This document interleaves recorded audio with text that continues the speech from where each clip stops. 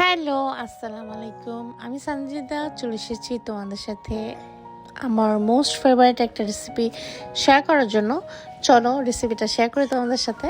তো এখানে দেখতে পাচ্ছ, এখানে আমি নারকেল বাটা, তারপরে কাঁচামরিচ দিয়ে সরিষা বাটা এবং পেঁয়াজ বাটা নিয়ে নিয়েছি। তো এগুলো সব কিছু যাবে ইলিশ মাছের সাথে। তো ইলিশ মাছে আমি একটা ভুল করেছি, এখানে ইলিশ মাছের উপরে আর কি সব মশলা দিয়ে দিয়েছি। বাট অ্যাকচুয়ালি করতে হতো কি, ইলিশ মাছটা বাদে আগে মশলাটা মাখে তারপর ইলিশ মাছ দেওয়া উচিত ছিল। তো যাই হোক, পরে আমি আবার ইলিশ মাছটাকে এক সাইডে রেখে পরে এই মশলাগুলো মাখিয়েছি। তো এখানে আমি কি করেছি, পেঁয়াজ বাটা, তারপরে নারিকেল বাটা, তারপরে কাঁচামরিচ এবং সরিষা দিয়ে যে বেটে রেখেছিলাম ওটা আমি দিয়ে দিয়েছি।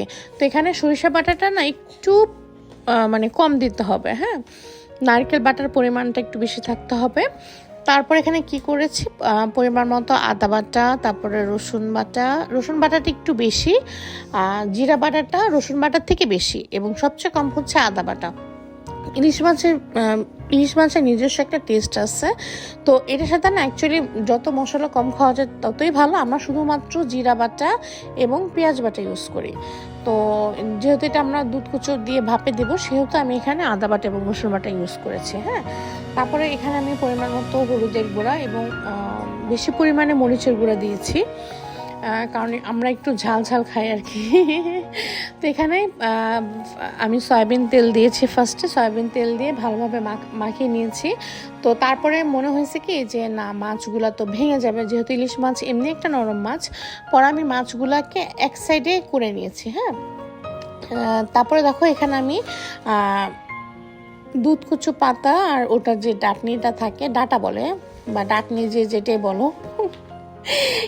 কচু শাকের যে দুধ কচু শাক যে ডাটা আর শাক, ওটা আমি একসাথে, তো দুধ কচু পাতার যে ডাটনিটা হয় সেটা ভালোভাবে মেখে নিলাম।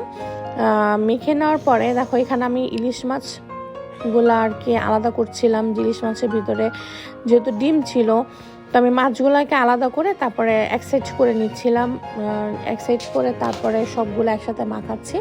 এক এক দেশে অ্যাকচুয়ালি এক এক অঞ্চলে বা যারা আমরা এশিয়ান যারা ইলিশ মাছটা খাই, এশিয়ান যারা আছে তারা এক একজন এক একভাবে ইলিশ মাছের ভাপা করে। তো আমার কাছে এই ভাপাটা খুব ভালো লাগে।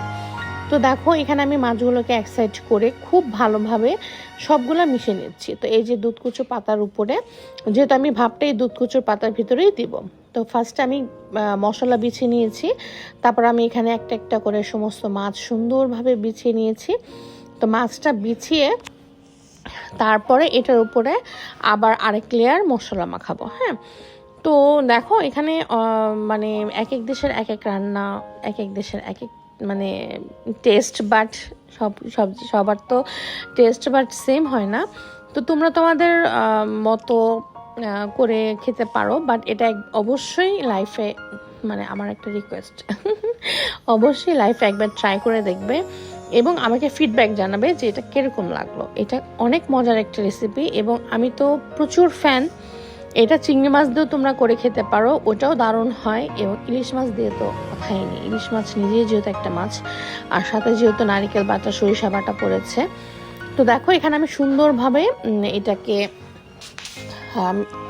দেখো সুন্দরভাবে সাজিয়ে নিয়েছি, লেয়ারিং করে নিয়েছি। তারপরে লাস্টে উপর দিয়ে আবার কাঁচা খাঁটি সরিষার তেল উপরে দিয়ে দিয়েছি। আমি টিপসটা হয়তো বা রেকর্ড করি না এখানে, কিন্তু আমি একটু সরিষার তেল এবং সয়াবিন তেল দুইটা দিয়ে মাখিয়েছি। হ্যাঁ, তারপরে দেখো কচু পাতাটাকে সুন্দরভাবে মুড়ে নিয়েছি।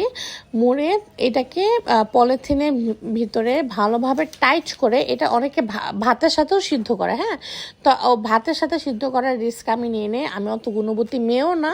আমি এটাকে চুলায় একটি স্ট্যান্ডের উপরে পানি বসিয়ে তারপর পলিথিনটাকে দিয়ে ঢাকনা দিয়ে ঢেকে উপরে পোতা দিয়ে দিয়েছি এবং এটাকে 30 থেকে 40 মিনিট দিতে হবে সিদ্ধ হওয়ার জন্য।